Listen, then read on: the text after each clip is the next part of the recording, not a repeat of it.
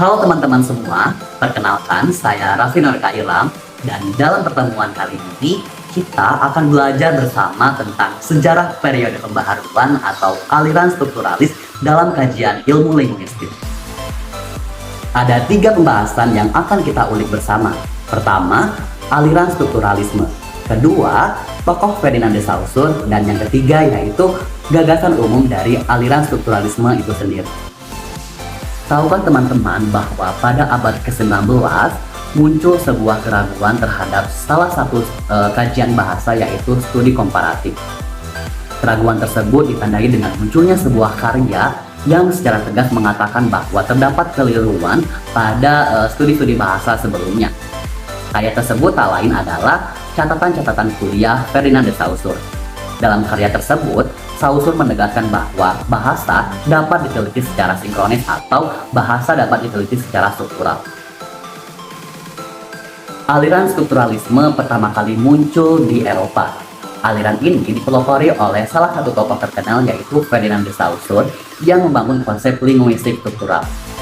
Aliran strukturalisme terus menyebar hingga keluar Eropa bahkan hingga Amerika. Di Amerika sendiri, aliran ini dipelopori oleh 3 tokoh utama yaitu Franz Boas, Leonardo Bloomfield, dan Edward Sapir. Strukturalisme terus berkembang pada abad ke-20 dan menjadi salah satu pendekatan yang paling populer dalam bidang akademik khususnya kajian ilmu linguistik yang dapat meneliti bahasa, budaya, dan juga masyarakat. Aktivitas Ferdinand de Saussure dalam menggeluti bidang linguistik dianggap sebagai titik awal munculnya aliran strukturalisme ini. Dalam aliran ini, teman-teman harus ingat bahwa kajian strukturalisme tidak meneliti atau tidak menganalisis bagaimana penggunaan bahasa atau yang kita sebut sebagai paro atau ucapan, tetapi dalam kajian ini kita fokus pada sistem lang dari bahasa itu sendiri. Nah, teori ini disebut sebagai teori semiologi. Saussure menegaskan bahwa sistem tanda-tanda bahasa terdiri dari 2 bagian yaitu penanda dan petanda. Dalam hal ini, aliran strukturalisme menyatakan bahwa seluruh gejala budaya masyarakat dapat dipahami sebagai suatu sistem tanda. Aliran ini mencoba menganalisis bidang tertentu sebagai sebuah sistem kompleks yang saling berhubungan. Setelah membahas aliran strukturalisme, sekarang kita bahas tokoh yang memelopori aliran tersebut yaitu Ferdinand de Saussure atau yang kita kenal sebagai Bapak Linguistik Modern. Ferdinand de Saussure lahir di Swiss, Eropa pada tahun 1857.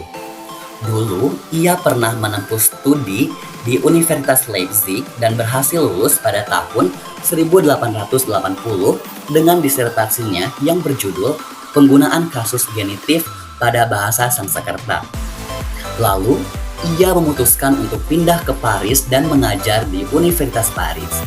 Di sana, ia mengajar bahasa Sanskerta, bahasa Gotia, dan bahasa Jerman Timur kuno. Kemudian, pada tahun 1891, ia memutuskan untuk kembali lagi ke Swiss dan mengajar linguistik di Universitas Jenewa. Salah satu pemikiran Ferdinand de Saussure yang masih kita pakai hingga saat ini yaitu bukunya yang berjudul Cours de Linguistique Générale atau Kuliah Umum Linguistik yang terbit pada tahun 1916. Buku tersebut membahas tentang sistem vokal bahasa Indo-Eropa dan menyajikan studi alternatif tentang bahasa yaitu konsep strukturalisme. Perlu diketahui juga bahwa buku tersebut tidak ditulis langsung oleh Ferdinand de Saussure, melainkan buku tersebut merupakan hasil catatan-catatan kuliah yang dikumpulkan oleh 2 orang muridnya yaitu Charles Bailly dan Albert Sahai. Dalam buku tersebut, pemikiran Saussure sangat dipengaruhi oleh sosiolog Prancis yang bernama Durkheim. Dalam buku tersebut, Saussure mengatakan bahwa ia tidak setuju dengan gagasan Jungamatiker yang fokus pada penelitian sejarah bahasa saja. Saussure membuat sebuah teori revolusioner tentang teori dan praktik kebahasaan yang membahas poin-poin penjelasan sebagai berikut. Ada 2 jenis pendekatan dalam kajian bahasa. Pertama, sinkronik, yaitu pendekatan deskriptif yang meneliti bahasa sebagaimana adanya pada waktu tertentu. Kedua, diakronik, yaitu pendekatan historis yang menelusuri jejak evolusi berbagai unsur bahasa. Secara sederhana, pendekatan sinkronik menganalisis bahasa pada satu waktu, sedangkan pendekatan diakronik menganalisis bahasa lebih dari satu waktu atau dalam kurun beberapa waktu. Saussure memandang bahasa sebagai suatu totalitas terorganisasi, yang berarti berbagai unsur bahasa saling bergantung dan memperoleh kegunaan dari sistem itu secara keseluruhan. Pandangan tersebutlah yang menjadi dasar dari pemikiran linguistik struktural. Akibat pengaruh Saussure, maka muncullah berbagai aliran strukturalis di Jenewa, Praha, Copenhagen, London, dan sebagainya. Selanjutnya, kita akan membahas gagasan-gagasan umum dalam aliran strukturalisme. Pertama, studi bahasa ilmiah adalah studi sinkronik, artinya bahasa dapat diteliti secara struktural atau sebagaimana adanya pada waktu tertentu. Kedua, menentukan metode untuk fakta-fakta bahasa karena bahasa bersifat ilmiah. Ketiga, mampu mengubah studi bahasa yang mulanya kesejarahan menjadi struktural. Artinya bahasa tidak hanya dapat dikaji secara historis tetapi juga secara struktural. Keempat, mengandung dikotomi sebagai berikut. A. Sinkronik diakronik. Sebelum zaman Saussure, bahasa selalu ditelaah secara diakronik.